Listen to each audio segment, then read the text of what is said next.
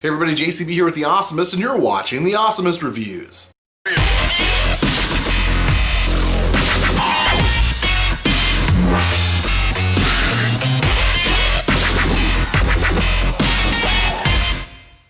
Today we're going to be talking about camera stabilizers and gimbals. You may have noticed that often in handheld footage, the image will bounce as a camera person walks around. No matter how steady you try to hold your camera, you'll always get some of this shaking. That's why camera stabilizers were invented. On film sets, directors will deploy Steadicams. These range in size and shape, but generally work by offsetting the vibration caused by the cameraman moving around. Steadicams work great in tight spaces where a dolly or crane can't really move around. They also work really well for point of view shots. But Steadicam systems are meant for big budget productions. This is not the kind of thing you're going to find at Best Buy or at your local camera shop. However, there are quite a few consumer-grade camera stabilizer gimbals available. One of the most affordable, but least effective, are the fixed grip devices like this. These are basically just fancy handles. You'll still see the camera shake with every footstep. Another popular product are the gravity-based systems that rely on counterweights to suspend the camera in a perfectly balanced state. I bought one of these and it was a huge waste of money. Now granted, these things aren't terribly expensive, but they just don't work worth a damn.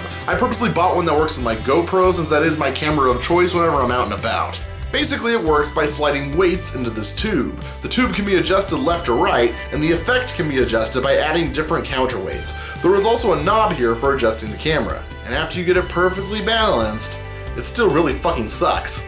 Instead of bouncing footage, you get a walking drunk effect. The camera kind of sways left and right in this weird rocking motion. And you have to constantly make adjustments with your fingers, so it's kind of like the little corrections you make with your driving, but on a much smaller scale using only your fingers the entire time you're trying to shoot footage. It's just a mess. Plus there is a huge learning curve just to get to the point where it looks this good, which isn't really very good at all. And then of course you have the motorized stabilizers that usually come with 2, but preferably 3 motors that each compensate for the camera's movement as you're shooting. And the result is some pretty freaking fluid footage. It's not uncommon for these devices to run upward of $300, but I found one for almost half that price. This is a Polaroid Handheld 3-axis electronic stabilizer, and that's a mouthful, but let's go ahead and take a look at the packaging. So the front's pretty self-explanatory. It's got that long-ass name. There's a model number at the bottom, PLHGGP. It says camera not included, of course. The side just says Polaroid.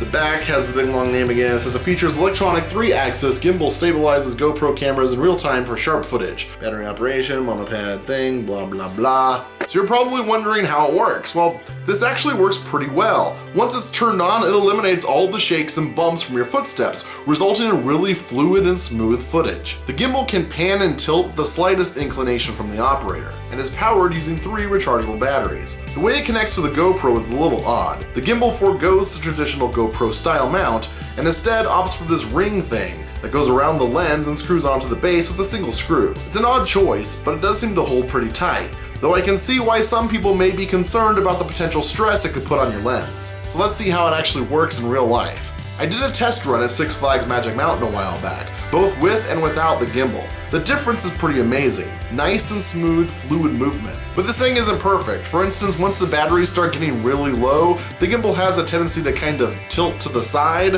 and not ever really straighten itself back out, resulting in some pretty crooked video. And before you can even begin filming, you need to set the base on a horizontal level and then turn the power on.